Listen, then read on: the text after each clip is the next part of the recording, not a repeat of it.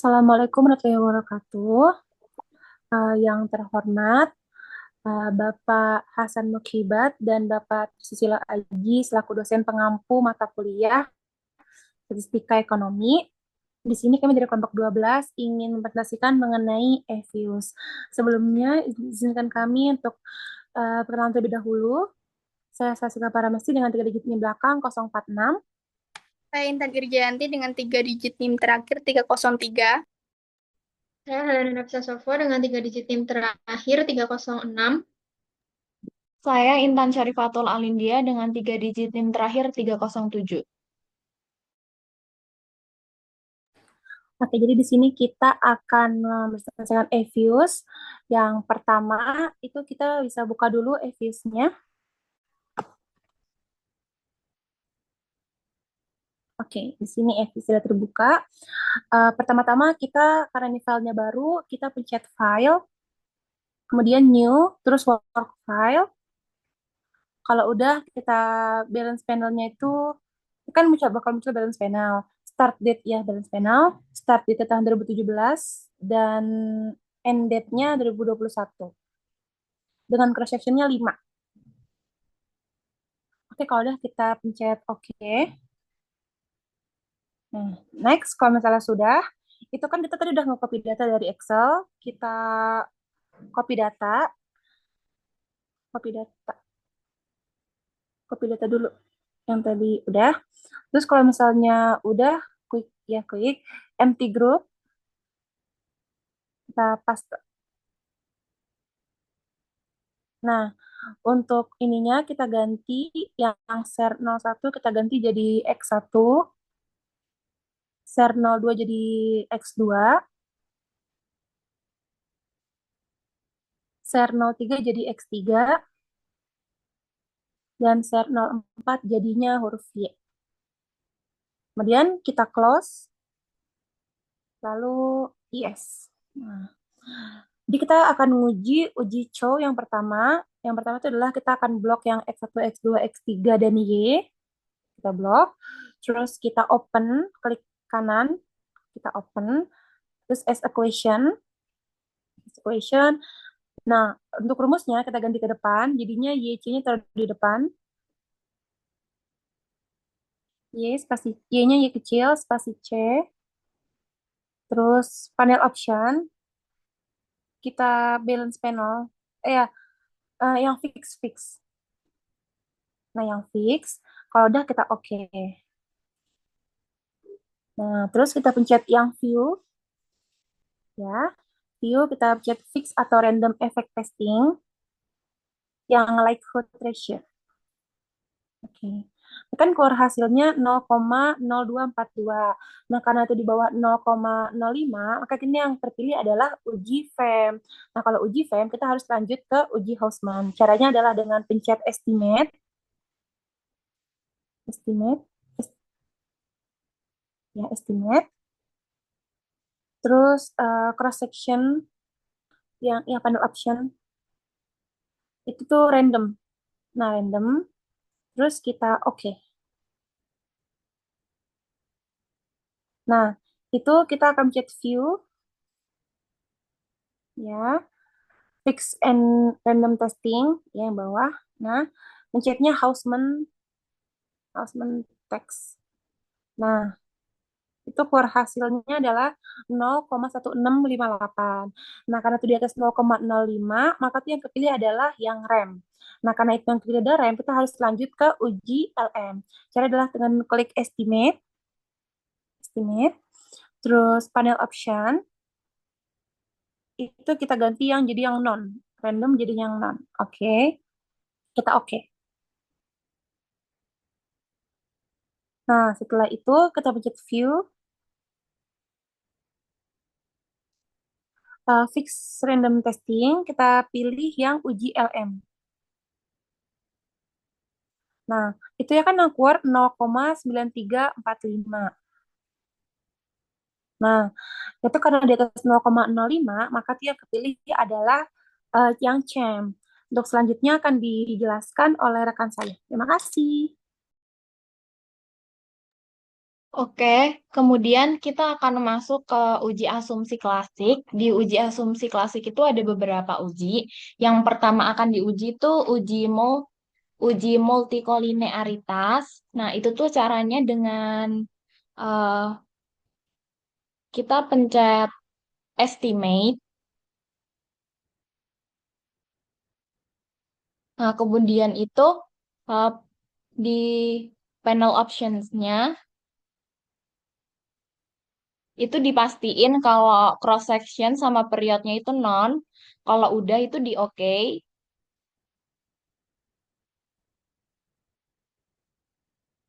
Kemudian itu pencet quick tapi yang di tabel paling atas. Nah, kemudian itu pilih yang grup statistik. Kemudian pilih yang correlations.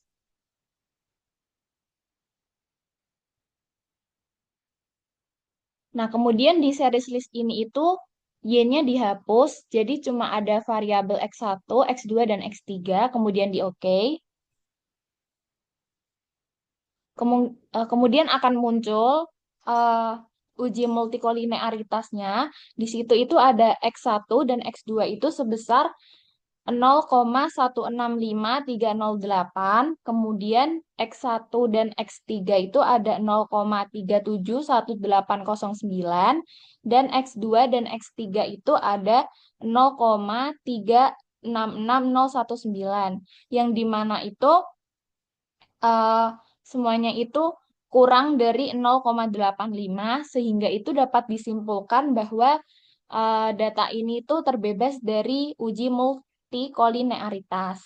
Kemudian selanjutnya uji asumsi klasik yang kedua itu ada uji heteroskedasitas. Itu caranya itu dengan kita close data dulu,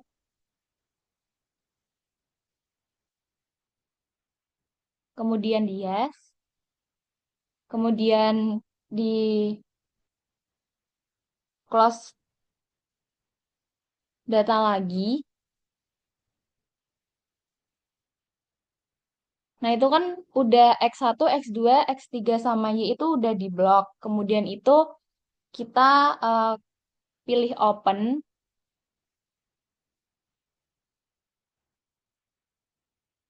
Kemudian as equation.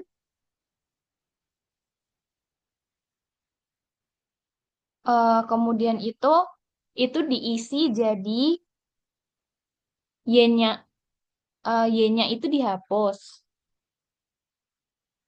Y. Kemudian C-nya itu dipindah ke depan, paling depan. Kemudian sebelum C itu juga ada tulisannya ada ABS kurung buka, nggak usah dispasi sama ABS-nya kurungnya. Itu tulisannya resid, RESID, terus kurung tutup, habis itu dispasi. Kemudian itu bagian panel options-nya itu juga dipastiin bahwa itu non semua. Kalau udah itu di oke. Nah, dari data tersebut itu eh, nilai probabilitasnya itu harus lebih dari 0,05. Tapi di situ X2 dan X3-nya itu kurang dari 0,05 sehingga data ini tuh nggak lulus uji heteroskedasitasnya. Nah, kemudian itu dapat dilakukan solusi untuk mengatasi masalah ini tuh dengan klik estimate. Kemudian itu uh, equation estimation-nya itu diubah jadi kayak yang di awal tadi. Itu ada YC, absresidnya dihapus, diganti Y, spasi C. Kemudian itu uh, di OK. Kemudian itu pencet view. Kemudian itu yang actual, fitted, residual. dan kemudian itu pilih yang residual graph. Nah, dari grafik tersebut itu yang berwarna biru itu dapat dilihat bahwa garis tersebut itu tidak melewati batas. Batasnya itu ada 500 dan minus 500. Sehingga itu artinya varian residual itu sama atau normal sehingga itu dapat dikatakan bahwa data ini itu lulus dari uji heteroskedasitas. Kemudian akan dilanjutkan oleh rekan saya. Baik, yang selanjutnya itu kita akan menguji persamaan regresi data panel. Kita nggak usah di-close, langsung aja klik view. Kemudian estimation output yang di atas ya. Kemudian view lagi.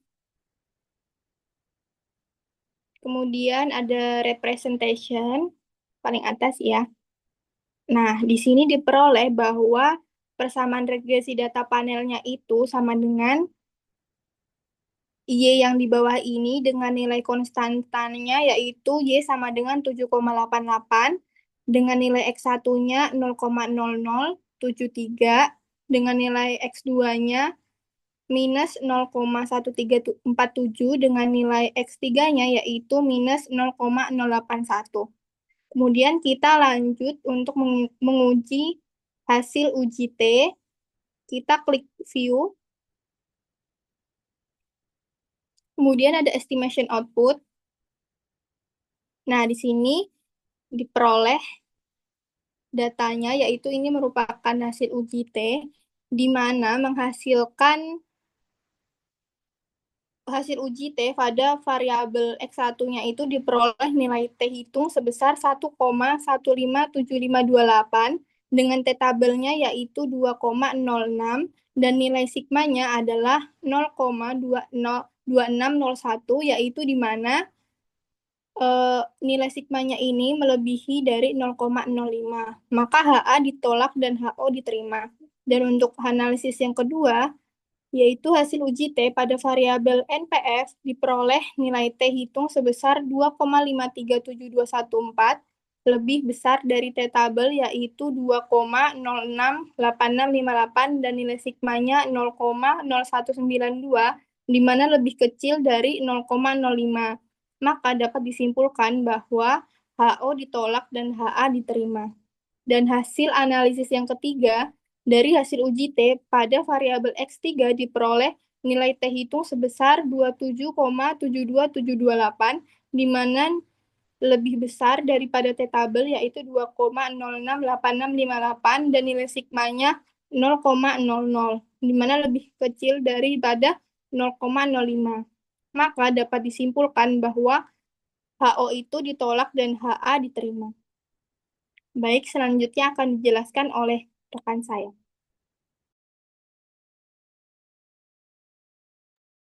Baik, yang selanjutnya adalah uji F. Di uji F ini sendiri, kita perlu menghitung F tabelnya. Caranya yaitu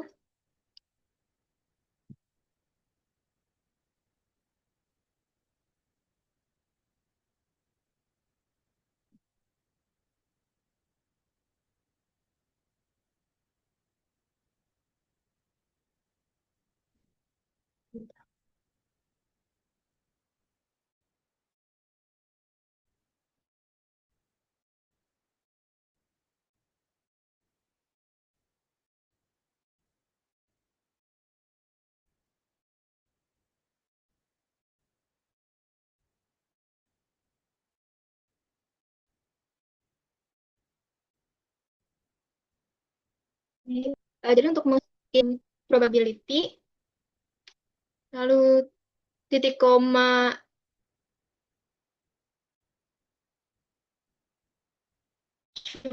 variabel dikurangi sampel. Di sini probability-nya adalah 0,05 dengan jumlah sampelnya 25. Lalu yang perlu kita hitung degree underscore freedom satunya itu jumlah variabel dikurangi 1, berarti 4 dikurangi 1 yaitu 3.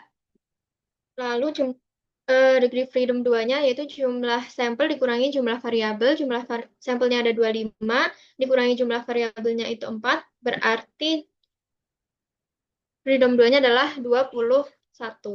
Nah, hasil dari F tabelnya sendiri itu adalah 3,07246699. Lalu lanjut lihat dari hasil diffuse-nya.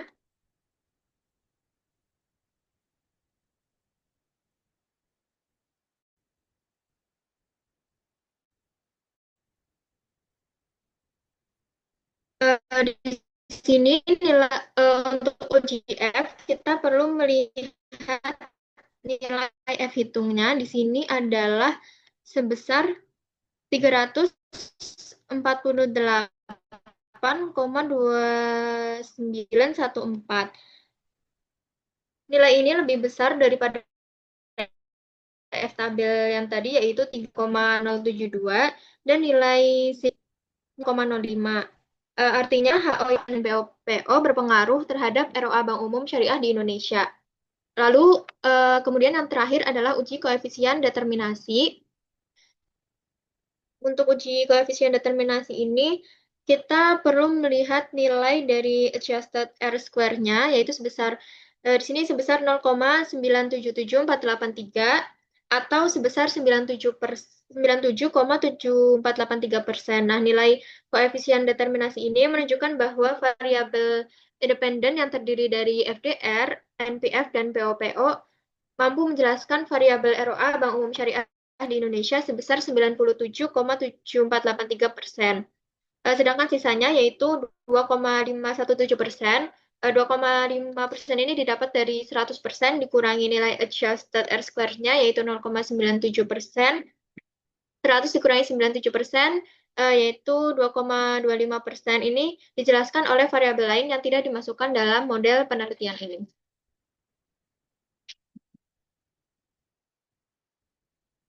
Ya.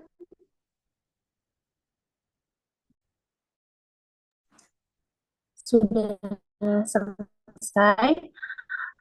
Mungkin cukup sekian presentasi dari kelompok kami, kelompok 12. Mohon maaf. Terima kasih. Wassalamualaikum warahmatullahi wabarakatuh. Terima kasih.